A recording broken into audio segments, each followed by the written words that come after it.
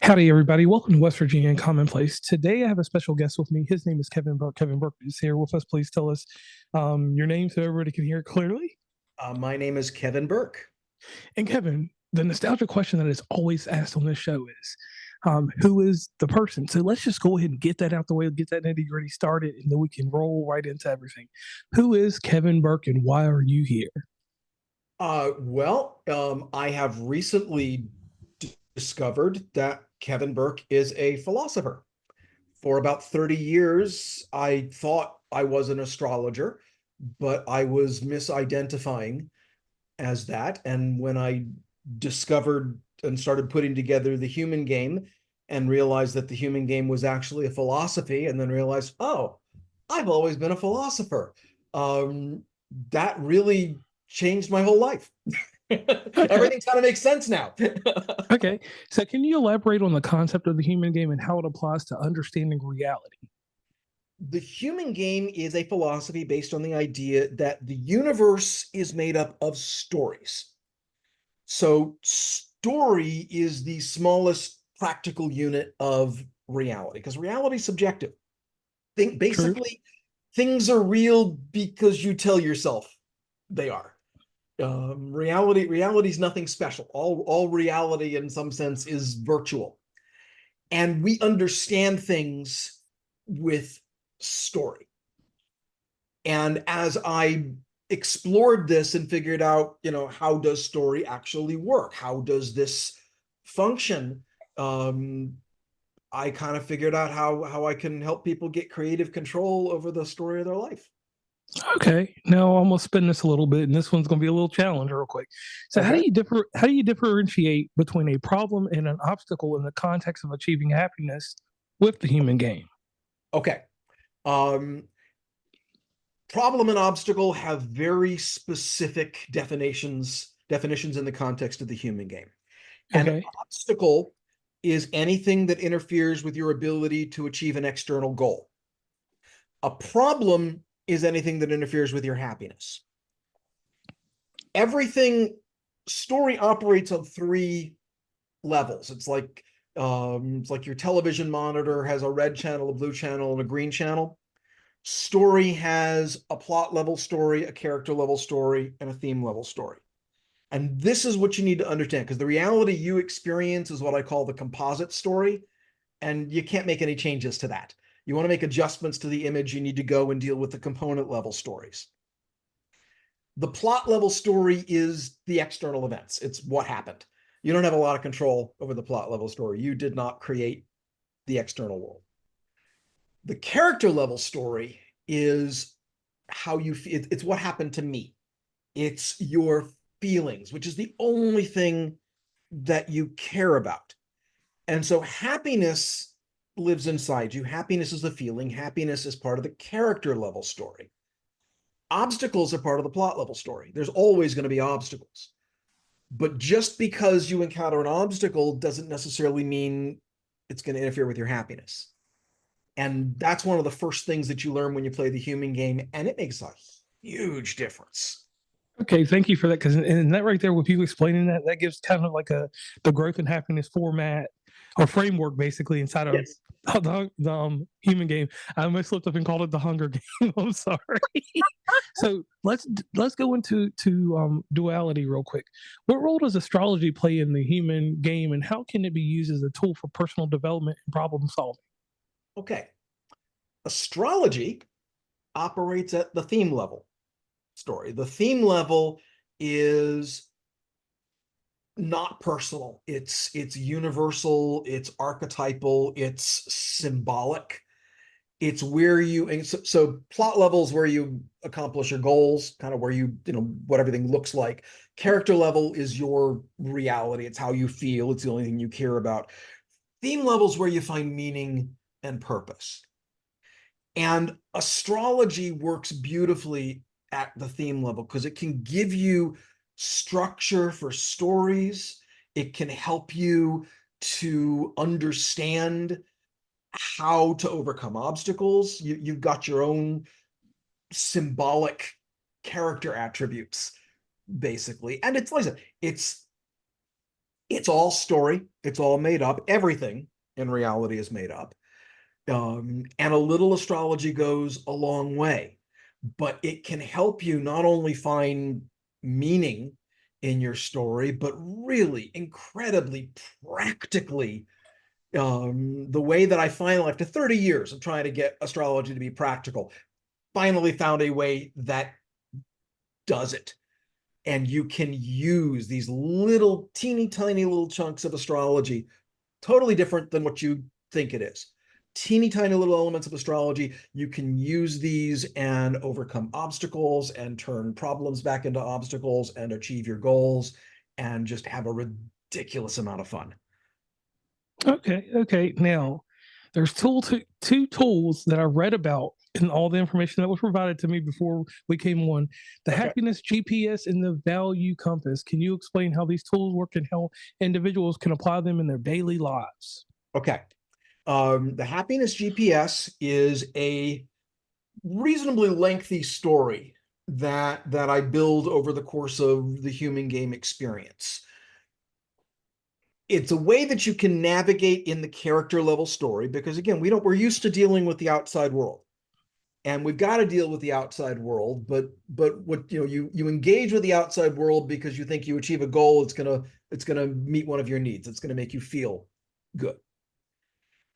All you need to feel happy is to manage your safety needs and manage your validation needs. And pretty much everything that we do, every goal we set in the outside world, we think, I want to achieve that goal because when I achieve that goal, it's going to meet one or more of my needs. And when you meet your needs, you're happy. Getting what you want doesn't make you happy. Doesn't not make you happy. Getting what you want does not suck, but it's not enough to make you happy. True. So part of the way that you lower the stakes is by learning how to meet your character level needs without relying on whatever's going on in the plot level game.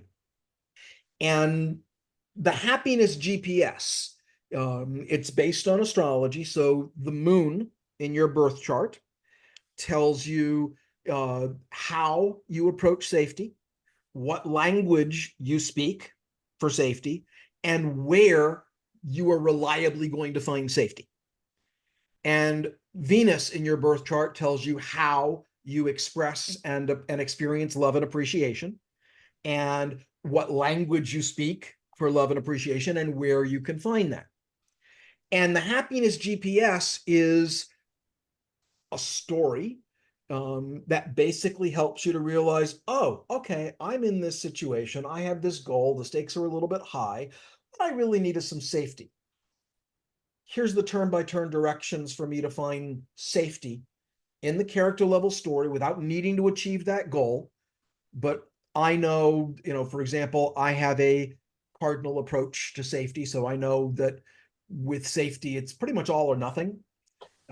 So I'm always looking for a giant amount of it at once, archery target kind of thing.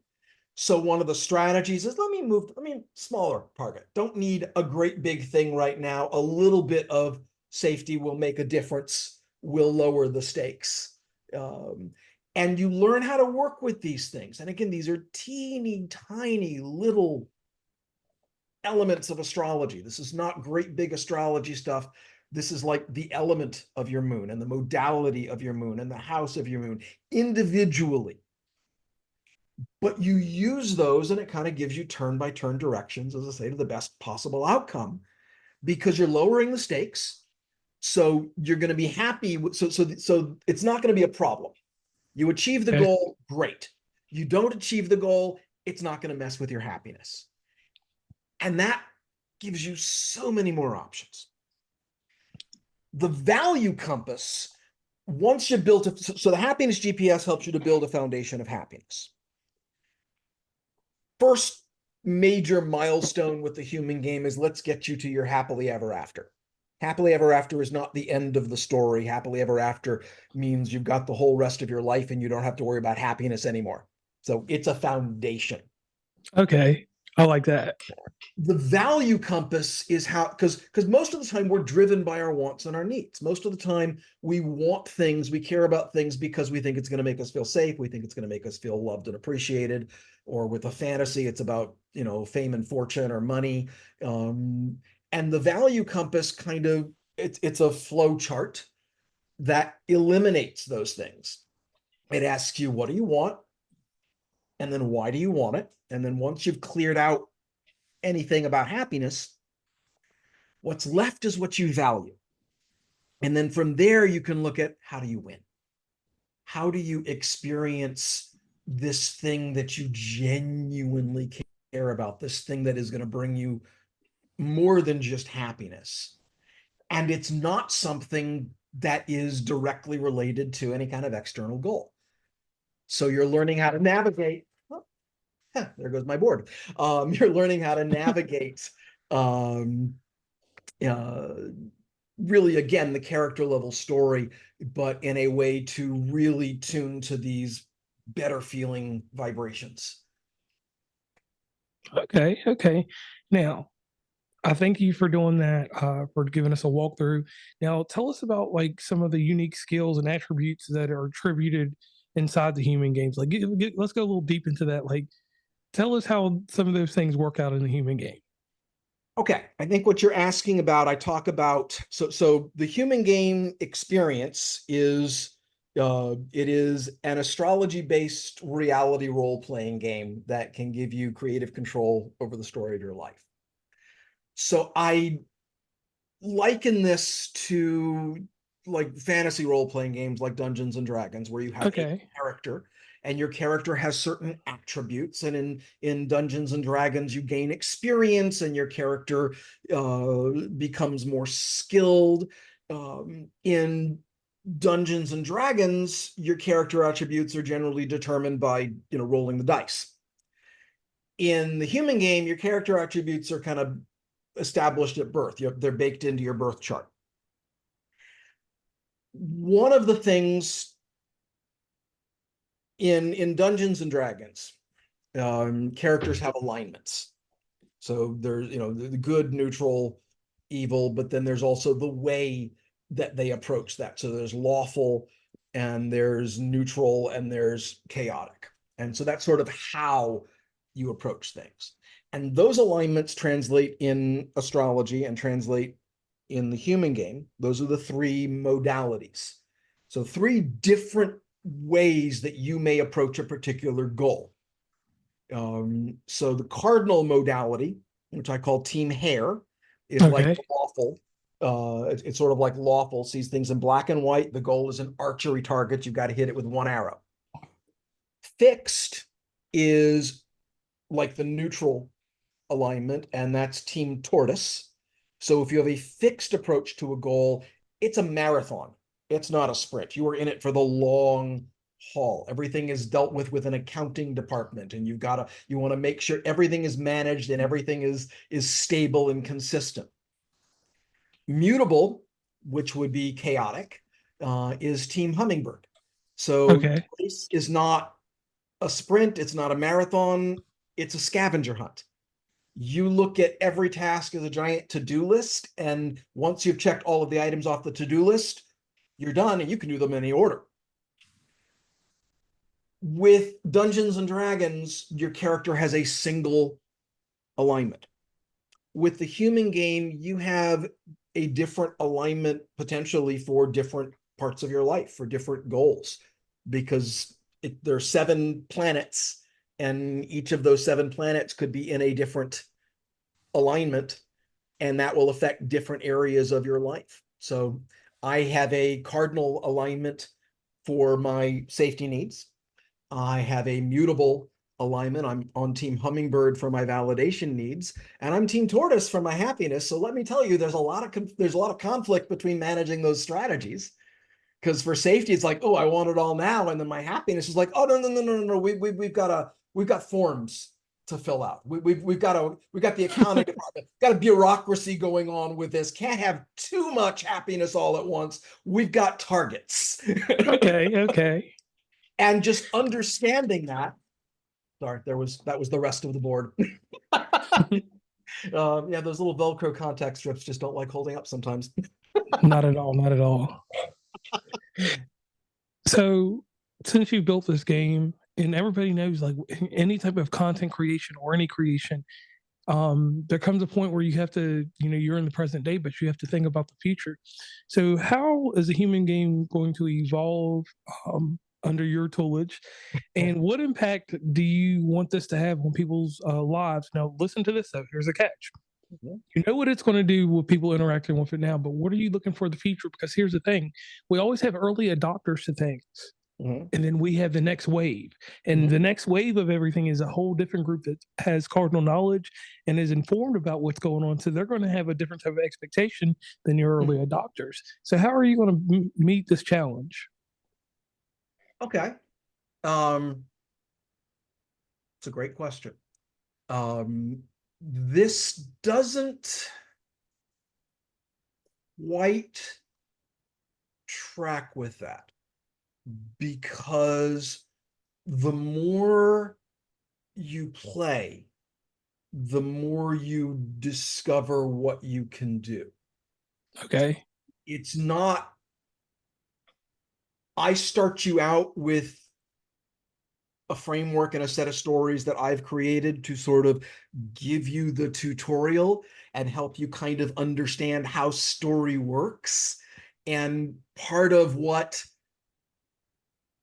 my agenda is with this, as I'm going through the human game experience, I'm sort of installing a few little software patches to your human operating system. And one of those software patches uh, significantly lowers what I call your guilt tax bracket. Okay. So without, and it's nothing you need to be conscious of, because once I explain kind of what's going on and how this works, and once you realize, oh my God, I've never actually been wrong in my entire life. It's not possible. I've never made a wrong choice. I've always only made the best possible choice. Once that story really locks in, your guilt tax bracket goes down. There's less uncertainty, worrying, maybe I made the right choice, maybe I made the wrong choice. And so you actually find yourself a couple of weeks afterwards just noticing, I'm a lot happier. I'm a little lighter. There's this, don't know what's changed, but something's changed. So that's my objective with all of this. That's my objective Okay. with just going through the human game experience. That's my objective with the book that I'm writing on this. And then I'm exploring other mods. I mean, like Dungeons and Dragons, I want to create new modules with this. I've got, right now, I have the Quest for Happiness. Later this year, I'm going to have another version of that, which is the Quest for Prosperity. Then Okay. there's an identity quest. Then there's a way of how do you use the astrology to build up the neighborhoods in the city of your life and just achieve goals. There's lots of things that can be done with this, but I also want people taking the ideas and the philosophy and just applying it everywhere. I mean, this has kept me sane looking at what's going on in the world, because I understand everything is story, and I look at what's happening in the world and I see the big framework of the story, and I understand the plot level and the character level and the theme level, and I see these global cycles and these 50 and 70-year cycles that we are coming to the end of right now, and which is why everything is getting very exciting. And being able to look at it that way, using the tools of the human game, I don't yell at the television set half as much as I used to. I don't get nearly as frustrated with things, because I get it. And because even though I may not be enjoying what I'm seeing, there is the part of me that goes, yeah, this is a great story. I really would like it to be over. I really would like this to sort of resolve, but I appreciate the story. I see the structure. I see where it's heading. It's a great story, and I can at least enjoy that part of it while there's the part of me going, but again, those little adjustments just let me give you the ability to at least appreciate how good the story is of your life, even if in the moment the part of it that you're experiencing is not fun, because that makes it a little bit easier. That's not nothing.